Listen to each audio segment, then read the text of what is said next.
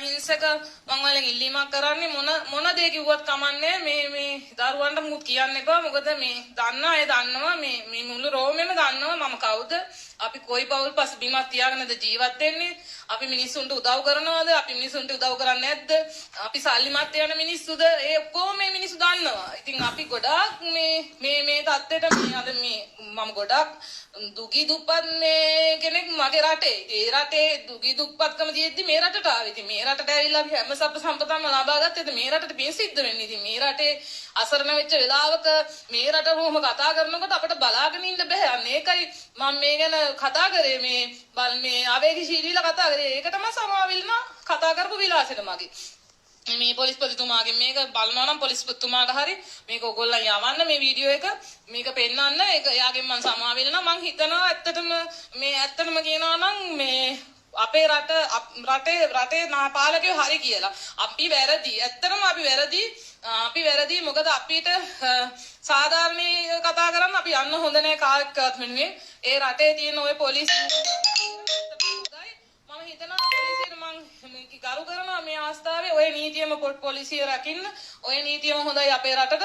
මොකද අපේ රටට මේ ඉතාලිය වගේ මානුෂික නීති තියෙන්න හොඳ නැහැ. මානුෂික නීති තිබුණොත් අපේ රට අයිති ප්‍රයෝජන ගන්නවා. ඒ නිසා ඇත්තටම කියනවා මානුෂික නීති නෙමෙයි අපේ රටට අවශ්‍ය. තද නීති අවශ්‍යයි. ඔය තද නීති වලම රට තියාගන්න.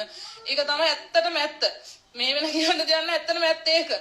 මොකද දිහා බලලා කතා කරන්න කියොත් ඒ පුද්ගලයාගේ මුළු ජීවිතේම විනාශ කරනවා. ඒ නිසා මිනිස්සු තම තමන්ගේ ජීවිත ආරක්ෂා කරගන්න එක වඩා හොඳයි කියලා මට හිතෙනවා. මේ අනුන් වෙනුවෙන් කතා කරන්න කියලා. ඕගොල්ලන් දන්නවා පහුගිය කාලේ ඔයාලා හොඳ ආකාරයෙන් දන්නවා අර මේ කොච්චර වුණත් මේ කවුද ප්‍රියංග පුෂ්ප කුමාර කියන ඒ මහත්තයාට දැක්ක නේද ඒ මහත්තයා හැම කෙනෙකුටම උදව් කරා.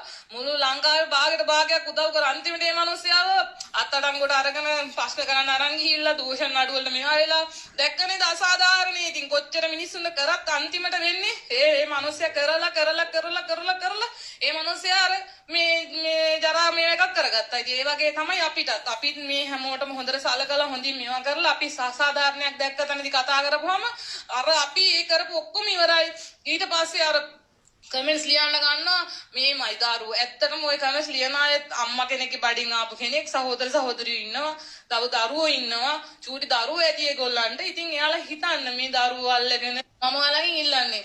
ඉතින් එච්චරයි කියන්න තියෙන නැවත වතාවක් මේ දරුවන්ව කිසි දෙයකට අල්ලගන්න නැතුව මේ හස්පල්ලා අල්ලගන්න නැතුව ඇත්තටම මං මේ ඉල්ලනවා මේගොල්ලන්ට මුකුත් මඩ ගහන්න නැතුව ඕගොල්ලන් මට මේවා කරගන්න. ඒක කිසි ගැටලුවක් නැහැ.